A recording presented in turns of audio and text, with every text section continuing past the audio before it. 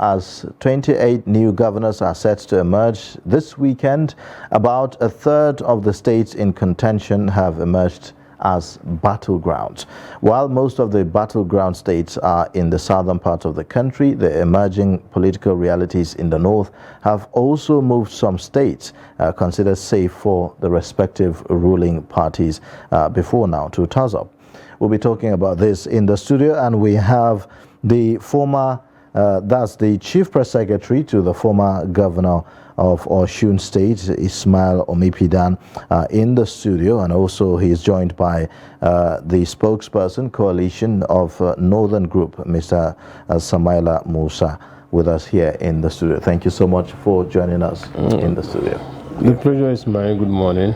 You're welcome. Thank you. Well, perhaps I should give you an opportunity or a minute or two to talk about the raging issue of the current the cash crunch, the recent statements, and how Nigerians have been forced to really cope with this issue.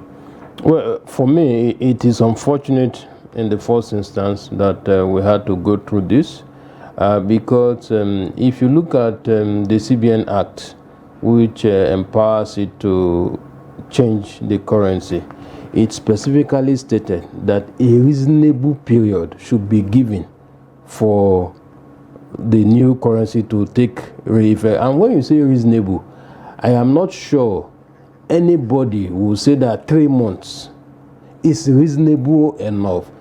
And in any case, if you look at other climes where these things are taking place before now, in most of those countries, for a period of a year or more, they still spend the old and the new currency side by side. But in Nigeria, we are such people that most times when things don't go our way and we are in a position of authority, we try to use it to punish others. That is the way I see it. But when the Supreme Court came to our rescue, I thought that was a window of opportunity for even the government to even hide under. But surprisingly, until probably yesterday, and Nigerians, they believe so much in their leaders, whether we like it or not. So even though Supreme Court delivered judgment several weeks ago, Nigerians are still waiting to hear from either Mr. President or the CBN But governor. Is that not an indication of the lack of confidence of members of the public on the judiciary, and how did we even get ourselves here? No, I don't think it's a lack of confidence. You see, the major challenge we have is that as Nigerians, we are always reluctant testing provisions of our constitution or some of our laws in the law court. Ordinarily, I could arm myself with that Supreme Court pronouncement to insist that you must accept the old Naira note. But you see, if I have the time to challenge it in court, how many Nigerians have such time? That is the major problem, and that is why they tend to wait on their leaders to talk to them. But I want to commend, some of the governors, somebody like El-Rufai, who went ahead to insist that, look, let us obey Supreme Court judgment and try to inspire the people to continue to to spend the money even before yesterday. It is my hope and belief that with yesterday's statement from both the CBN and the presidency, this situation will ease for good. All right, Mr. Samaila, my question is, since this policy, the implementation started, all we have heard is tales of woes, lamentation, and all of that. And today, nowadays, these same notes are back as legal tender. Was the suffering, was it necessary? You see, first, I think I feel very sad for Mr. President. I feel very sad that whether he has done well before now or not, is debatable. But the last part of your days in office, how he allowed some people to hoodwink him into this mess is what I can't explain. Because from experience, I thought he should have known better. Or if he has maybe a coterie of advisors around him who will say, look, this last days, let's just leave without leaving some dents, But unfortunately, he just made he made a mess of whatever he has been obeying court orders in the past, or he is not a man known for impunity. The whole thing is been trashed into the garbage now, because this suffering was completely unnecessary.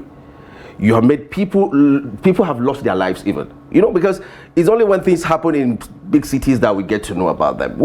Several stories about our people who died for just no reason, because somebody is saying, I'm not going to accept this money. The other day we were interfacing with they have association of there's this, I've forgotten the acronym now.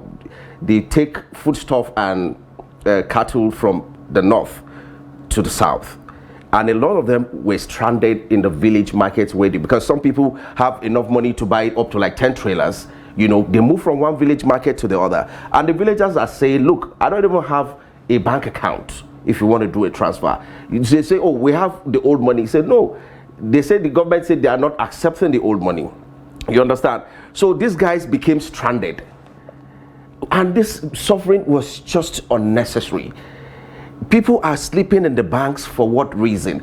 If at all our people in the central bank have forgotten where their brains are, at least they should copy from the United Kingdom. This happened just recently when Queen Elizabeth just died, where the Prince Charles picture now had to be on the new pound. Nobody gave any deadline to say you must do this in 3 weeks or do that. Concurrently keep spending both. When this old notes goes into the bank, they don't come out. Do you think that perhaps there's a gang up or some kind of conspiracy to frustrate the policy to make sure it doesn't work? There's if there's any conspiracy at all, the conspiracy is from the CBN governor, and I say that boldly. Because you see, the first thing that happened was that a certain CBN governor made a mess of the whole system when he dabbled into politics without resigning from his office. You understand? That has made a total mess of the whole thing. So when you come out and there are insinuations, oh, this party going to meet you that you're going to retain your seat if you make sure this happens or not. Whether those stories are true or not, you want to believe there's an iota of truth in it, because we've seen a situation where, or like this paper is saying right now, how does it take you this long? Because when the Supreme Court passed that judgment, you should have, tried to make some speech to say, look, because there are situations that say, oh, the CBN is not going to obey the Supreme Court because the president is not happy with the judgment. Whether that is true or not, at least try to, debunk those allegations and say, no. Why not? The CBN is not, is not above the law. Of course, the judgment hasn't passed. We're going to accept whatever, since it's that's the apex court in the land.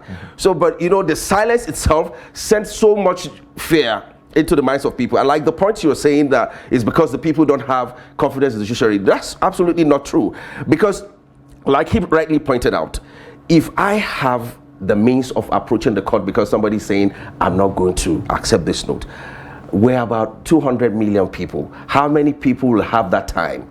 You understand, to start going through the court process for not accepting your money. All right, well, let's not deviate from the main reason why we want to talk about the political issues, even though we know that this partly may have some links to the politicking and the rest of that. But we specifically want to focus on the coming governorship and state assemblies election. Let me start with you, Samaila. Part of the reason, maybe I should just link with the cash, whatever. Part of the reasons that we've heard is that perhaps the cash redesign will curb the issue of vote buying in our elections. How did you see that play out in the presidential election, and what are we to expect in the governorship?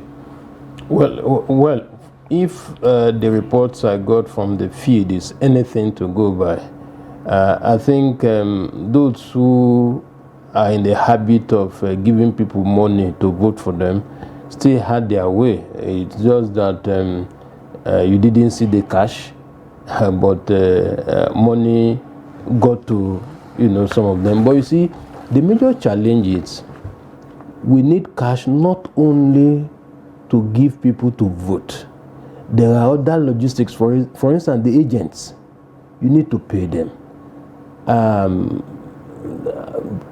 INEC, to transport, some of those materials, they need this cash. So, for me, I don't think it's a salient reason for the Naira redesign, because whether you like it or not, money plays a major role in politics anywhere around the world.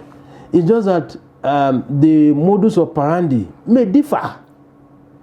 When Trump was going for a second time, we saw how he tried to induce voters. So, I mean, this thing happens anywhere. I'm not saying it is right, but to now want to punish over 200 million Nigerians because you think in your own imagination that it will curb vote buying, for me, I don't think it's tenable. But let me say with all sense of modesty that where I voted during the presidential election, I didn't see any cash, any money exchange hands. And that was what gave me the opportunity to say on that day, during one of my interactions with some journalists, that for me, I think anybody who came out to vote on the 25th of February are indeed the real voters, because they did not wait to collect money before going to the polling booth, just as they did not wait to collect money before they decided who they were voting for. So I believe that in this Saturday's election, I want to say with all sense of modesty that we will still have a little bit of sanity as far as vote buying is concerned. That is with cash. But that is not to say that those who are in the habit of inducing voters will not devise other means to carry out their activity. All right, Samaila, he said the people that came out are the real voters. But then we had a problem, low voter turnout. Now, what do you envisage will happen on Saturday, especially when you look at the story in the Daily Trust? It says violence, 7 states to watch ahead of the governorship polls. And when you read the story, you hear some states, because of inciting comments, because of activities of thugs, the people of the state are already expressing concern, fear of maybe they may not be able to come out because of all of this. What do you envisage on Saturday? Okay, I think to a large extent, the turnout might seriously be higher than what we saw in the presidential. The reason is because, you see, every politics is local. There are a lot of people who will tell you, look, I don't know the man contesting for president in PDP, I don't know the one in APC, I don't have any business with them. The Labour Party, I don't have any business. But this one is from my local government, for example. But this one is from my zone, for instance. So you're going to have those kind of sentiment that is going to play out, and people will come out en masse to one vote. But you see, the issue of thuggery and all of that, those ones are normal. I mean, we've been living with that for a very long time. But the new dimension. Are they normal? No. What I mean, in our climate, you have to be realistic. But we're not saying it's right. We're not saying it's right. That's why it's a bit. We're not saying it's right, but it's normal with our climate. Was there any election in Nigeria where there was no thuggery? Maybe they use the word normal. So no. What I mean with our own situation is a normal thing. It's not new to us. It's not new to us. Nobody, look, the same politician. I've seen where a politician who imported thugs into the states was saying that in his life he has never seen a gun. It was his opponent that was bringing, and it was sounding so real. But you see, no matter what they tell you, they know, all the Nigerian politicians are all the same. They do it because they tell you, let this group stay at the back in case they want to attack. As a matter of fact, since I was a child, I've been hearing a slogan from, I don't want to mention his name. All politicians do it? There's no innocent one of them? There's none of them. They will come on air and tell you this or that, but they all do it.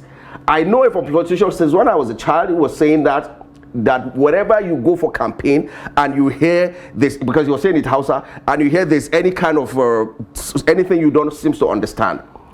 What we don't want to happen is that we don't want you to be the victim that will go to the hospital to go and visit. Let it be them.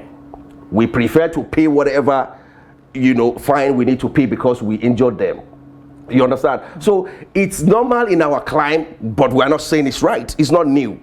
The only dimension that this whole thing is taking, and why you need to watch out for some state, especially the most volatile of them, is the fact that we're seeing issue of religion coming into play in this, because immediately after the presidential, the results inform some people to say, oh really, so this religion actually all went this way, so why not our people also go this way? So if that is not properly managed, because in a situation where this other religion is feeling we're going to have the upper hand, and that doesn't seem to be working the way they expected or based on their permutations, there might be some inciting statement. Already there are on social media that is saying no. Not only on social media, you understand? with known faces. We've heard some of the utterances with known faces. As a matter of fact, I read a story, I think it is in Sokoto or so, where the PDP is actually calling on is petitioning the IGP, to call some other persons to order for making insightful statements, for saying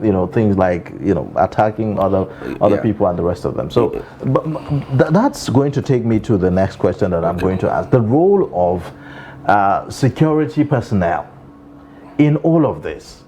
It looks like some people just go scot-free despite all the utterances.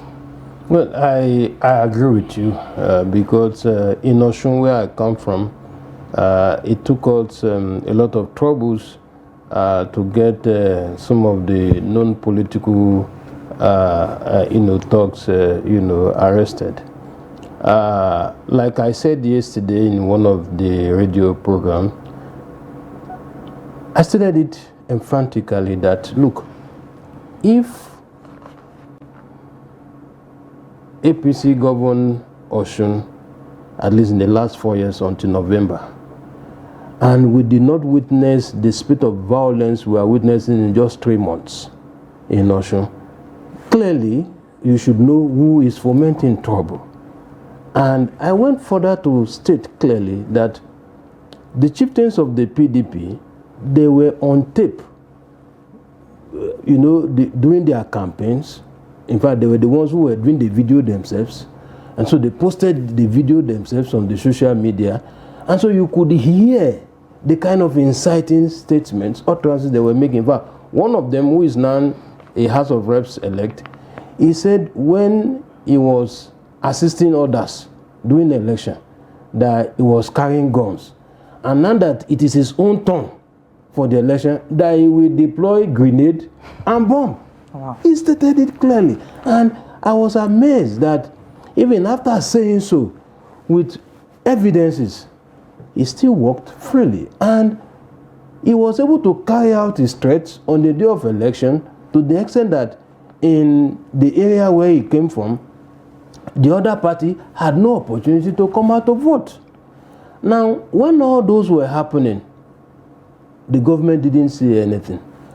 But when they now started picking some of the known political talks one after the other, it's just recently that they are now crying, saying that the IGP should come to their rescue. And I said, look, but when they were killing the other party, we didn't even hear condemnation for once from the government. So most times, I must confess to you that security operatives are compromised. That is the truth. But in the presidential election, the security operatives were hailed. In fact, they said that they performed so well, they comported themselves appropriately.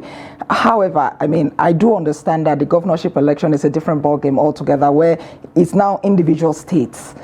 Do you think that the performance of the security operatives will be different? Well, it will be different. The reason being that, like my colleague here said, every politics is local. And don't forget that these security operatives, they are also human beings. Some of them, as we speak, may already be positioning themselves to work either as ADC or CSO to the person they believe will come in. If, for instance, they are in a state where the governor is seeking a re-election, and if in their own estimation they didn't enjoy the governor during his first time, they will also want to see how the governor can be dislodged. And so, in so doing, they compromise their position. those are the kind of security operatives you will see. They will, if you call them that thugs are destroying a polling unit, they will say, okay, we are coming. And that is what you will hear, we are coming. And those who want to carry out the harm will do the harm and go scot-free. Samaila, we've seen the emergence of vigilante groups, some kind of security arrangement in different states in the past few years as a result of the security issue and the rest of them. And we've seen the clamor for them to be armed. Some, have some form of ammunition, with them. And how do you see all these groups playing a role in this election, and what should we be watching out for? Well, the major problem we have in this country is actually not the planning. A lot of times we have the plan, is the execution actually. The problem is going to be that how do you make sure that these groups are not going to be compromised, like you mentioned earlier? How? Because you see, politicians deploy every tactics that is available in this world. The aim is just one: we must win that election. There's no saying, oh, perhaps we want to win. No, we must win that election. So one of your strategy is to identify what group and what group do we need to bring in. You understand? So in the process of that, there is no way you want to play that there's not going to be some compromise. Some people are already saying, oh, you want to even visit them. You want to talk to their leaders and say, what are your challenges? What are your problems? We're going to empower you more. But in the interim, take this few millions, before we come to power. So that's the major way our problem is. And that takes us back to corruption, because we're only looking at corruption from the government's angle. But, individually, that thing has actually penetrated into our veins. So, but if there are means where you're going to say, oh, okay, let's take this vigilante from so-so states and move them to so-so state, for example, maybe that's, I'm just giving an example, maybe that might work. But in as much as there are going to be identified groups in those states, there is no way politicians won't reach out to them. And whether do you think that we, as a government or as a country, we are approaching these issues of violence in our politics, in our political process with the needed attention, that it deserves right now? Because, okay, look at the issue of voter turnout.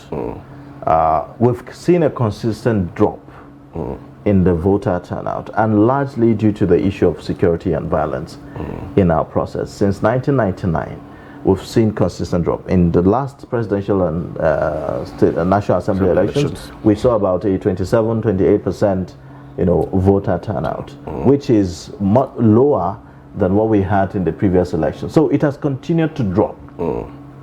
Are we approaching this issue the way it should be addressed?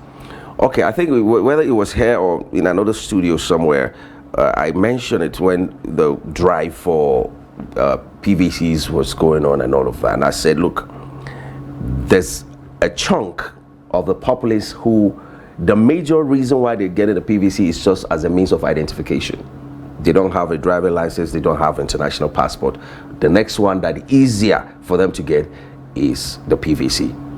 So, there's people are actually losing confidence in the government, in governance, and be like, look, whatever it is, we're still going to find ourselves, because it's like a vicious cycle. We've been moving this around and saying, oh, this one is better than this one, and then he comes in and is worse than what he meant. So, people, that's actually eroded the confidence of people in whatever it is that is going on.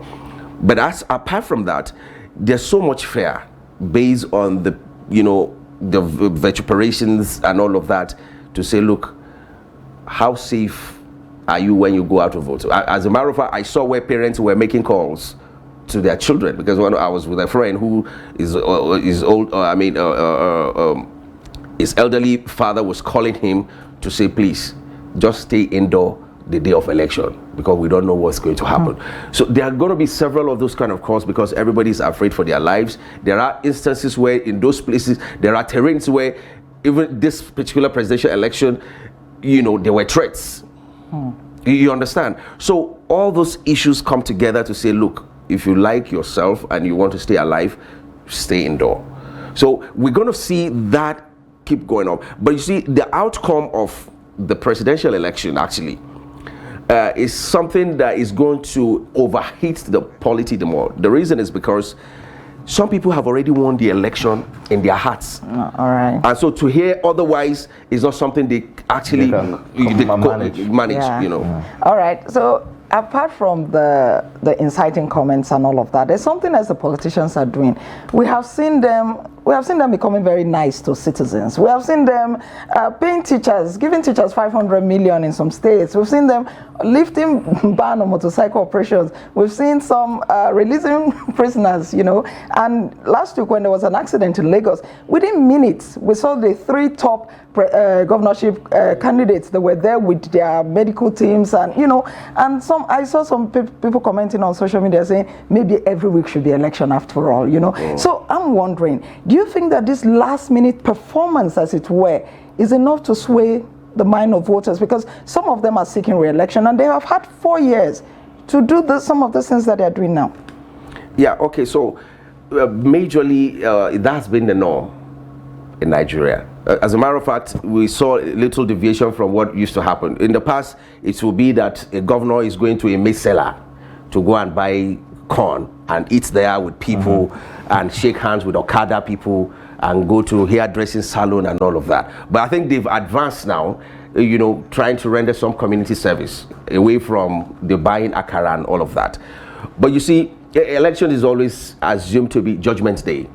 And so when people are actually looking at their grave, they tend to be more holy and all of that, because they see there's a possibility that you know, they're going to be buried in this tsunami. All right.